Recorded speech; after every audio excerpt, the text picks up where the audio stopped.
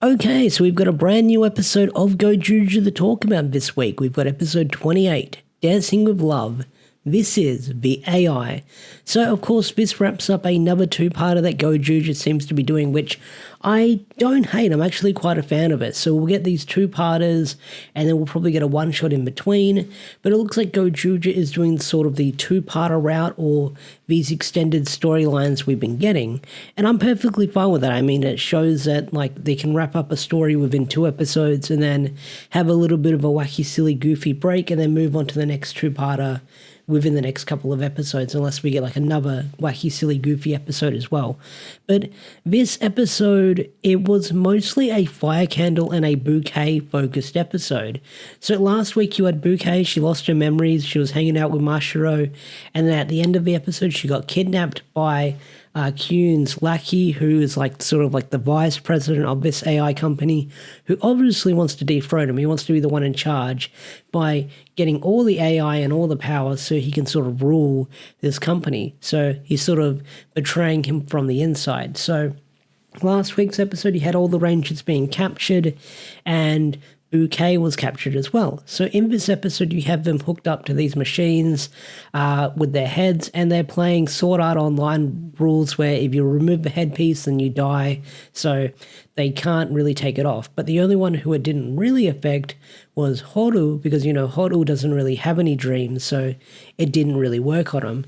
But in this episode, we get to see all the other Rangers and their dreams and sort of stuff that we learn about them in this episode, or stuff we already know about them. And we see their ultimate fantasies, but also their worst realities. So we have Sumino, where you see her being a police officer and her sister's hanging out with her. But then, of course, like the worst part of that dream is that her sister hates her.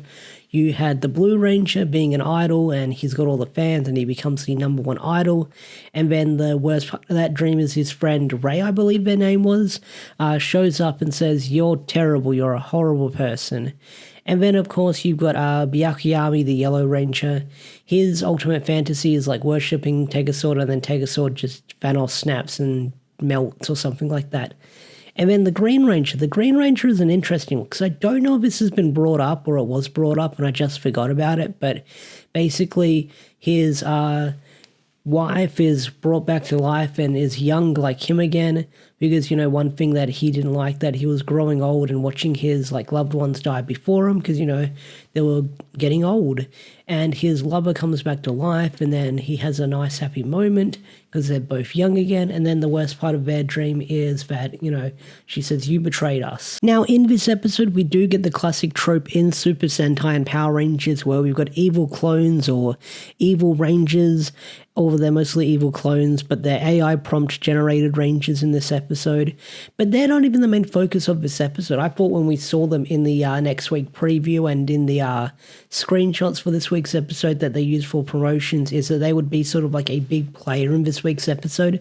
But they don't do a lot. Like, they have a few fight scenes in this episode, but it's not really focused on that much within this week's episode. So, is what it is. I'm glad they didn't sort of run the trope down to the ground where, you know, where they have to fight the clones and they got to find a way to beat the clones. But hey, I'm glad they dealt with that threat as quickly as they did, because the main focus of this episode, like I said, is Fire Candle and Bouquet, where Bouquet is being sort of probed by the head guy, and he finds out that she's this powerful AI generated prompt that was created by Kyun, and he's able to sort of spawn in Zords and mechs with her brainwaves. But not only that, able to use the AI to mind control her. And this is where we get to see a really good fight between the actress and Fire Candle, which is really freaking cool. I will say that.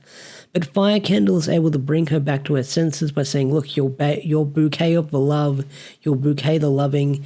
And the helper guy, the vice president, whatever the fuck his name is, I forgot. He barely gets named in this week's episode.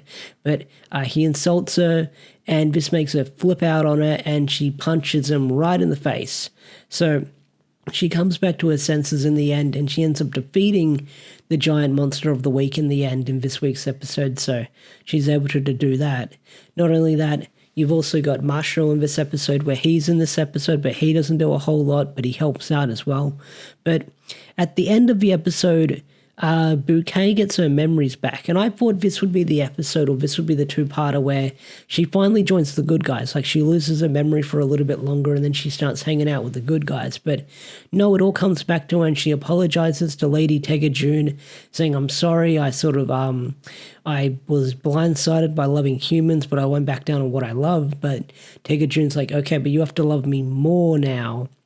So, also at the end of the episode, you do have this scene where Fire Candle asks, hey, why were you hanging out with Mashara or Gozyuger? And Bouquet is like, oh, well, maybe he knew that I was lost and wanted to help me in the end because he knew that I was a lost soul.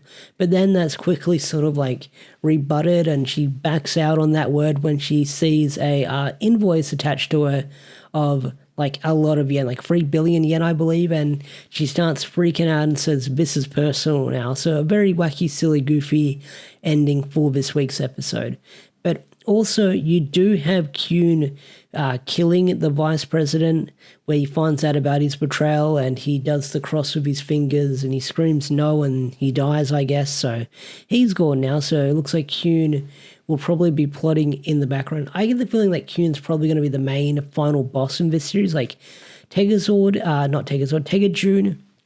is meant to be this big threat, but someone posted a theory on last week's episode that maybe all these villains we find out that Bouquet was created by Kyun, but maybe Tegajun was created by Kyun and stuff like that because, he created this whole AI company. So maybe he's going to be the final boss that Hodel faces off against in the final arc of the series. But overall, Gozyuger continues to be a really fun series when you tune into it each week. And I can't wait to see where it's going to go next. It looks like next week is going to be a silly, fun, wacky episode. So I guess we're probably going to get a silly, fun, wacky episode with probably some character development in there.